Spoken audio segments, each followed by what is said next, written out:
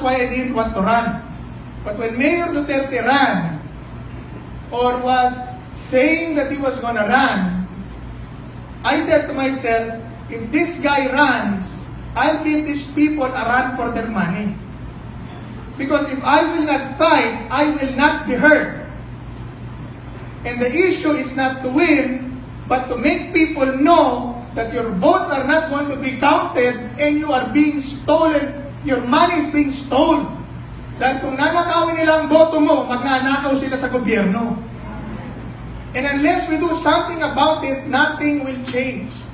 Now, the votes of the mayor, he wants to be called the mayor, was so big that the program was not able to catch on to it. Pero kami, from Vice President down, dahil dikit-dikit, nagkahabulan. Kaya hindi ko maintindihan kung bakit ikaw na ang pinakamalaking kinuhang DAP. Ikaw pa ang number 1 sa Senado. Trilon. When the entire nation voted for an anti-administration president, why will the nation vote for an administration vice president, senator to congressman? It does not make sense. How can it be that while votes were piling up, dumadagdag po, dumadami ang boto, hindi nagbabago ang rankings? Ang nagbabago lang yung boto ni Mar, ni Lenny, ni Drilon, at ni Joel. The rest, you stay the same. That is exactly what we've been talking about in 2013. Si Joel nanalo talaga yan. Pero maliban kay Joel, palagay ko walang liberal na nanalo. That's why I've been challenging them. Audit the source code and give us the receipt. Pabilang ulit sa amin yan. At kung sasabihin mo, nagsasour graping lang ako. Pag binilang nyo yan at nanalo ako, magre-resign ako because I don't care about the position. I just want the facts straight. Bilangin nyo ang boto namin. I don't care. I can live without the post. I don't care about the post. I do my work inside and outside office, and I've done more outside. I mean, tiniis na po natin. Dito sa Pilipinas, you go around, you talk to the old politicians and to the old families. Yung dating mayaman, humihirap. At yung mahirap, lalong humihirap. Maliban ikaw ay nasa gobyerno at karabang or kakampi ka ng mga politiko, wala kang negosyo. Kaya you see an exodus of Filipinos going abroad. Bakit umaasenso ang Filipinos abroad? They have the same people, they have the same mind, they have the same skills, and they have the same strength. Only because of the system. Only because of a corrupt government that will remain poor. A corrupt government means a government that does not adhere to the laws of God. Example, bakit lagi yung sinasabi ko flat tax? 10% flat tax. Sabi ko, pag ako naging senador, ibababa ko ang buwis, 10% lang, wala nang iba, alisin kong IVA, amilyar, inheritance tax, aalisin ko lahat yan, 10% lang para ang pera hawak ng tao ng gobyerno. Bakit? Kasi si Lord, 10% lang humingi ng ikapo. Eh ikaw, hindi ka naman Diyos, so sobrahan ka. Bakit? Diyos ka ba? God only asks for 10, who is not asked for more. And this principle and this concept and this system is already being done in more than 43 countries all over the world.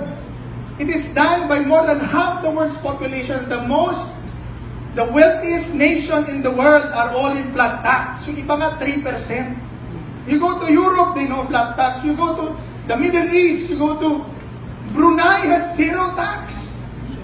Kung mayaman. Dahil ang pera paghawak ng tao, ininegosyo, aasenso ang tao, aasenso ang gobyerno. Pero pag itinataas mo na itinataas ang buwis, hindi magbabayad ng tao ng buwis at kukurakutin lang ng mga politiko ang buwis. And I challenge show me a tax system better than that. Show me. And I want evidences and I want facts. Russia in 1999, when it when its economy collapsed, converted into a flat tax, collapsed economy. The first year ng conversion into flat tax, 30% kagad ang tinaasa ka ng collection revenue. Second year, 50%, 30 and 80%. Today, Russia is back and has become again the most powerful nation in the world. Walang utang halos ang Amerika pababa na. Progressive tax. China, the wealthiest nation in the world. Flat tax, gumaya sa Hong Kong since 1947, naka-flat tax. I went to Hong Kong with Bishop. Before I went to Hong Kong, I went to Singapore. Why? Because when Mayor and I spoke, he kept on referring to the Department of Finance, to the Customs, to BIR, to business registrations. Sa akin, I kept silent. Because in my mind, ang sabi sa Bible, is that if you want to get rid of corruption, the first thing you do is to get rid of corrupt government officials. To remove the evil in your midst. Yes. Kung gusto mo na malinis sa alisin mo muna yung mga mandaraya, mga magnanakaw sa paligid mo. So even before we talk about progress, let's talk first about cleaning and cleansing government. Yes. So paimbestigahan muna natin lahat ng nag-abuso sa pork barrel at DAP. Saka tayo magsimula kung paano natin aasensonin ang ating bayan. Dahil pag in-audit natin sila at hindi nila na ipa-audit kung saan nila kinastos ang pera, ibalik nila kung saan nila yung pera at umalis na sila dyan. Yun ang sinabi po ng batas. Yun ang sinabi ng batas. And I've been fighting this even before I ran, not even thinking of running. That's why I don't care. Kaya nung kumakampanya po kami, inilalabas ko. Ito po, baka nalilimutan ninyo. Kasi Chief Justice Renato Corona, who died, was impeached dahil sabi nila hindi i-declare yung condominium he bought for 2 million pesos, 2.2 million pesos. Dahil daw po ron, hindi siya mapagkakatiwalaan dahil siya ay nagtatago ng yaman. Ang hindi nila sinasabi sa atin, na kaya pala nila ipinoto to impeach the Chief Justice dahil itinatago nila na pinagbibigyan sila ng 50 million pesos to impeach him. Now, talk about clean hands. Pinagplanuhan po ni Presidente Pinoy, wala akong galit kay Pinoy, I'm talking about facts. Brinensyal ni Secretary Abad, itanggi nila. Sige. That's why I've been challenging them. Face me, kung totoo. I-distribute ni Senator Drilon. 50 million each, siya 100. Si Cheese, 99. This is public knowledge, that's why I don't care. You read this on the internet, you read this in the paper. Ay, okay. Hindi nila. O, hindi mo kinuha. Utol ko kamay ko kung hindi mo kinuha. Pero pag kinuha mo, puputulin ko kamay ko.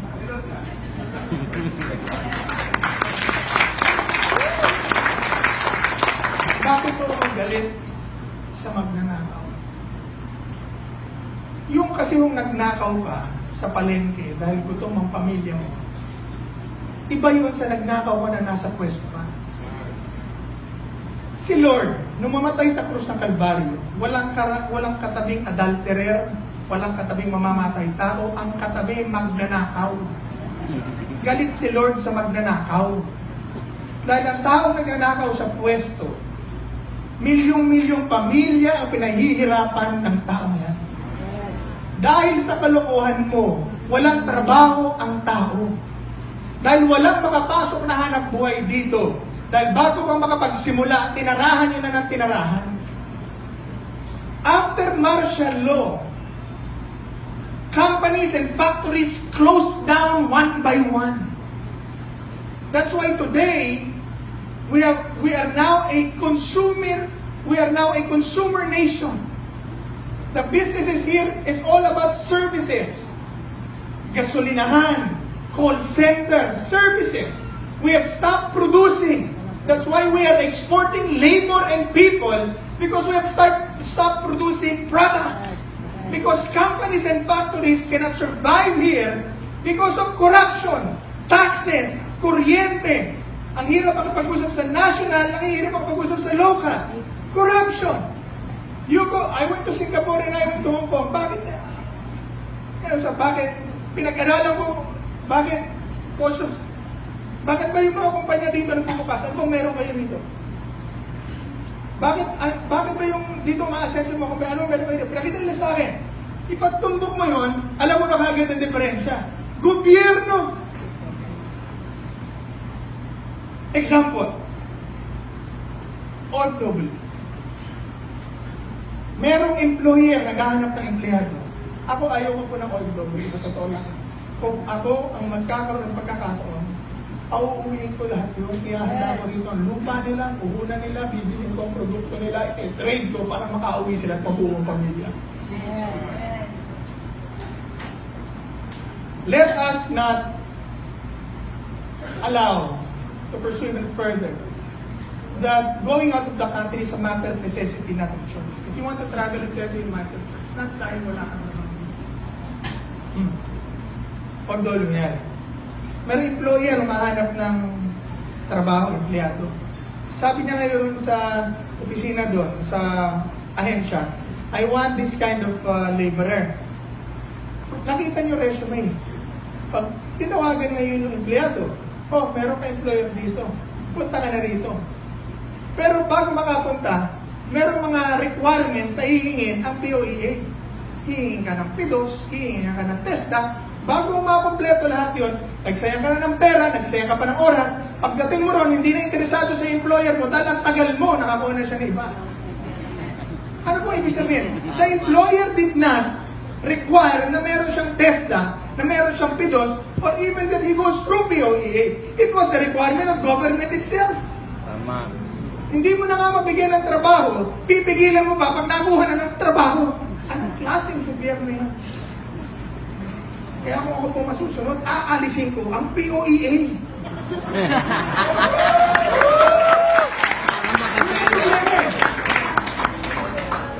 Yung empleyado ba, kinuha dahil nakita test na graduate siya? Hindi. Yung empleyado ba, kinuha dahil dumaan sa POEA? Hindi rin. Kinuha siya dahil nagustuhan siya at siyang kailangan. It's government in the way. Number 2. Bakit yung pinagtrabahuan natin? 32% kukuha ng income tax. Yung pinagtrabaho, sweldo mo kukuha ng 32%. Ngayon, tuwing bibili ka, papatungan ng 12%. 44%. Imbis na pababain ang presyo ng bilihin, patataasin pa. Gagawin naman pork barrel nila. Bakit yung lupang binili mo, babayaran mo pa sa kanila ng taon-taon sa milyar? Pag hindi mo binayaran, kukunin nila yung sayo. Bakit mo binabayaran ng binili mo na? Hello? Bakit ka pumapayag na binili mo, binabayaran mo sa gobyerno, wala pang gobyerno, may lupa na ang tao? But it is in the law. In fact, God said, do not tax land, for land is God's for none.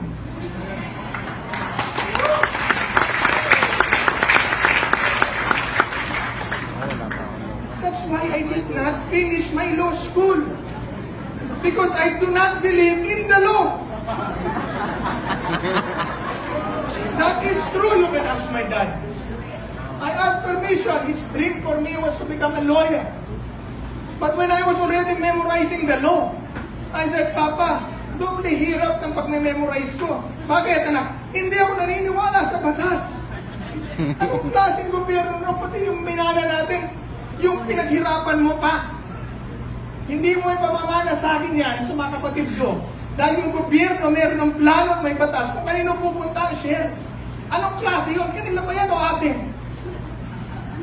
We changed the law. That's why I started and ended up filing cases to correct the law. And I'm happy that Mayor Duterte came because he wants to change the government.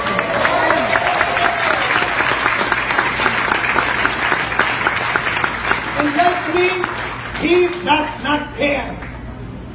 I don't care. Sa totoo lang po, mabait na ako magsalita kasi pa ako wala din sa akin.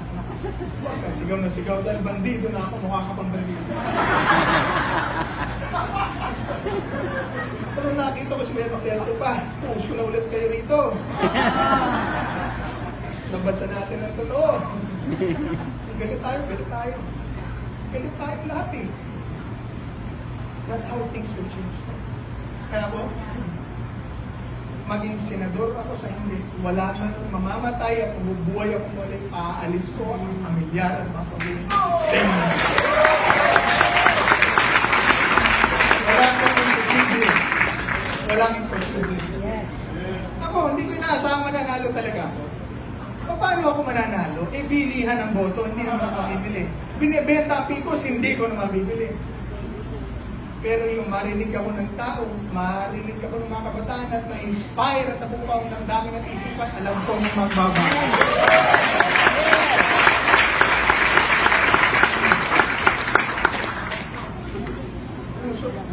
Sobra na po talaga. You know, if you've been in office, Senate, Congress, whatever, Mayor, whatever, for more than 6 years, I don't think, except Mayor, siguro, kasi yung Mayor, executive yan eh. Nagpapatupad ng batas yan. Yung legislative body, for more than 6 years, I don't think there's anything more new that you will propose to government that you have not proposed here. Palagay ko lahat ng ideas mo na gusto mong gawin sa pagbabago sa ating bayan, nailatag mo na. Kasi kung talagang meron kang pangarap at meron kang vision sa iyong bayan, it will not take you 3 years to lay it all down. Ako, 1 taon lang ilalatag ko lahat. Iwan mo na sa inyo, bahala kayo. Alam ko eh, aalisin ko ang milyar, ibababa ko ang buwis, ibabalik ko ang death penalty, mag-jury system ako, para lahat ng kriminal, pati plunder at corrupt, bitay!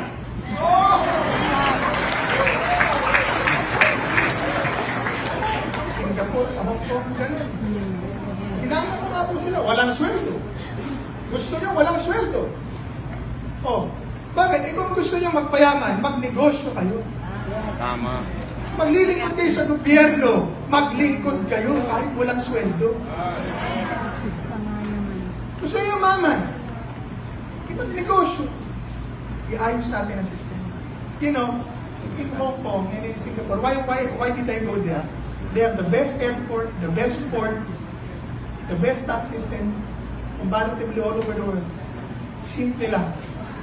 Tingnan natin how they do it. Tingnan natin how we do it. We remove everything that we are doing, that they are not doing, because that's not what we are supposed to do. Kaya kung gagawa po ako ng libro, ang ilalagay ko, what not to do to make a country poor.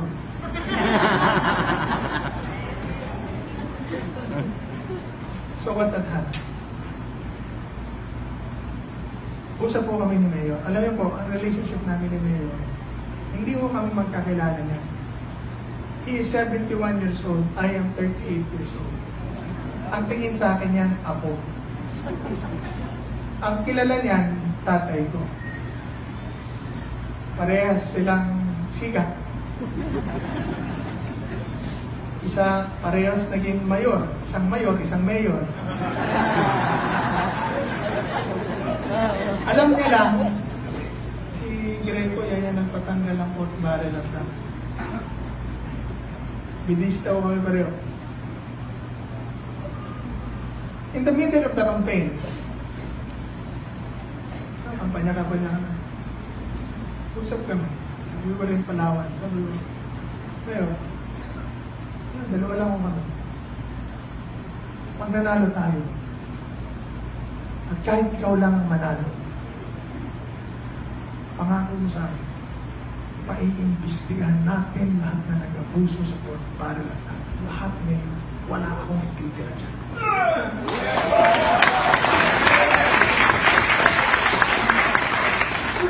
Sabi sa akin ngayon, hindi lang yun. Patayin tayo, isabit natin, nasalin natin, bigay natin kung waiver sa baka account natin. Sabi sa akin, kasi pati kami magpa-imbestiga. Sabi ko, sige, pero naman tayo walang pera. Ewan ko sa kaya, marami na siya, pera na. Oo, ganun ako. Alam nyo, si Mayor, hindi ako believe dun sa mga pinapatay-patay niya. Kasi madali yun.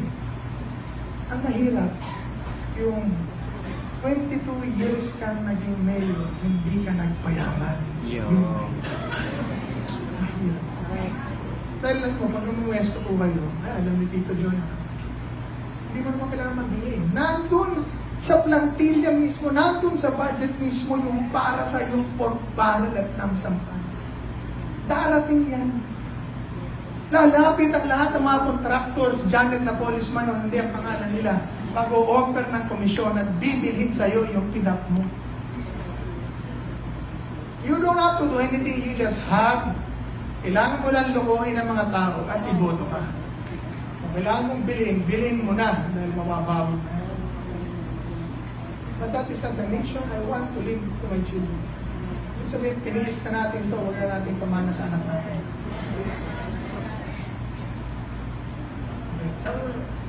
Tayo mismo. So, natapos kong eleksyon.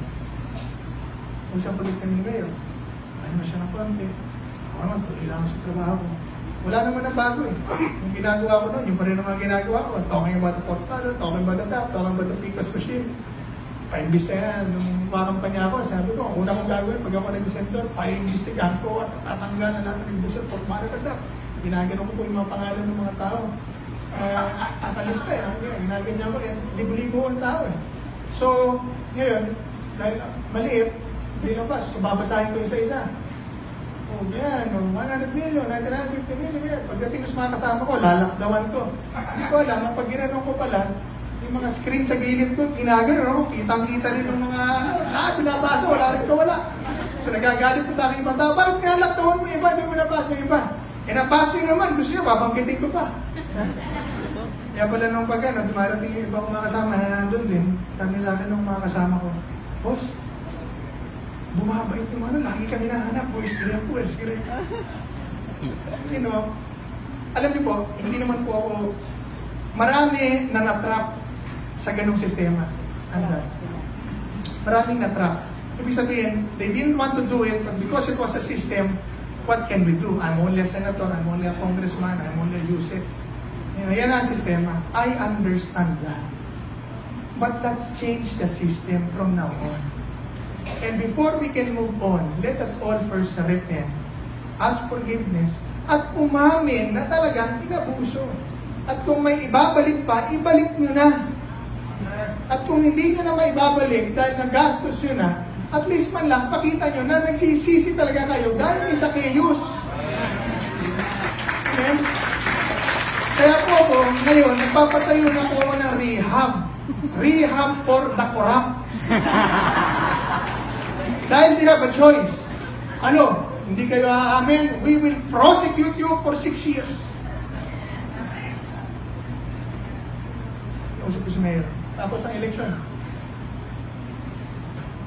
Mayor, daming paligid. Abogado, congressman, secretary, senador. Natalo, nandun, paligid. Usap-usap kami. Yes, Grego. Sabi lang mo yun. Mayor, allow me to bring to conclusion, and I was talking now. I wanted him to hear it, and I want it to be clear to everyone in here. Allow me to bring to conclusion that which I've already studied. Paimbestigahan natin lahat. Wala akong ititira dyan. Sabi sa akin, Mayor, gusto ko lang, baka mas maganda kung sama tayo. Ako naman, sanay akong gawin mag-isa to eh. Mag-isa lang naman ako nun eh. Kalaban ko, presidente, senado, preso. Kita mo, baligtad na ngayon. Ayaw, dati, kalaban ko, ngayon, kakampi ko na, presidente. Ito yun. Kampi tayo. Hindi siya mawigil mo. Sabi niya, Directo, meron ka 1 year ban.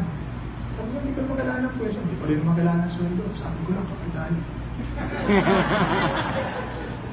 Hindi siya kumikil po. Nag-aaralan na kasi, ano siya eh, critical siya sa 2 days later. In-interview, exclusive interview ni Jessica Soho. Sabi ni Jessica, Mayor, paano yung duck tsaka yung pork barrel na supposedly 100? Sabi ni Mayor, we will file cases. All of them. And Greco Bellica will pursue this case to the hilt.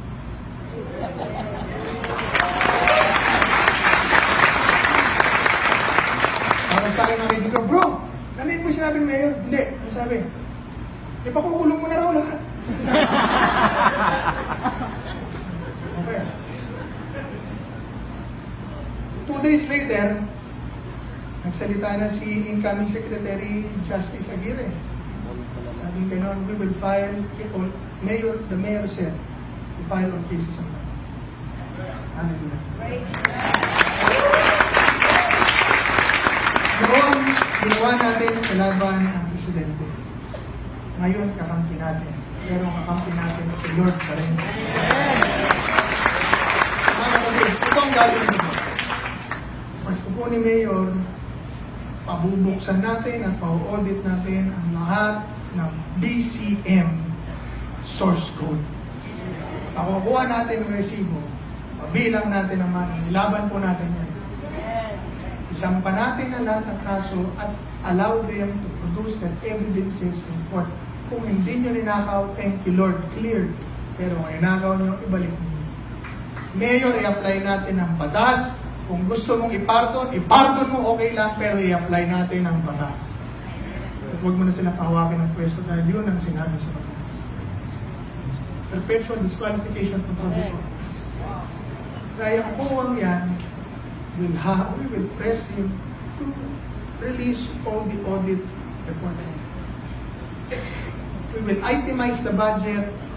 We will organize the development council so that the budget will no longer be held by the national, but really will be chartered by the local government and the people itself. Wala nang format. Mga kapatid, ito na po hihingin ko. Pray tayo. Pray tayo. Number 2, be an advocate. An active advocate. Speak out, stand up for what is right, and fight for what you believe in, fight for the truth. Huwag niyo sabihin, Greco, sa likod mo lang kami. Mayor, bahala ka na dyan. Tayong lahat ay nagtunay na pagbabago, nagsisimula sa puso mo. Huwag nang para sa atin, para lang sa ating mga anak. Panghuli po sa lahat, let us raise up Christian statesmen. Statesmen who will work to apply God's